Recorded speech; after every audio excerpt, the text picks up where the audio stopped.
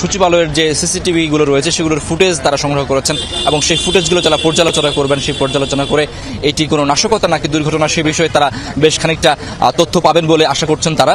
আর এই তদন্ত কমিটির সামনে কিন্তু এখন সবচেয়ে বড় প্রশ্ন এটি যে এটি নাশকতা নাকি দুর্ঘটনা সেটি আসলে খতিয়ে দেখা, এবং সেটি করার জন্য পাশাপাশি এই সিসিটিভির ফুটেজের পাশাপাশি তারা যেটি দেখবেন সেটি হচ্ছে যে সচিবালয়ে যেহেতু একটি সুরক্ষিত এলাকা এবং এটিতে 24 ঘন্টায় নিরাপত্তা রক্ষীরা দায়িত্ব পালন করেন, সচিবালয়ের সবগুলো প্রবেশ ফটক বন্ধ থাকে, পাশাপাশি ভবনগুলোর ভেতরের কলাপসিবল গেট বন্ধ থাকে, পাশাপাশি প্রত্যেকটি মন্ত্রণালয়ের সামনে কিন্তু আলাদা করে নিরাপত্তা দ্বার রয়েছে সেগুলো বন্ধ থাকে, পাশাপাশি কক্ষগুলো বন্ধ থাকে।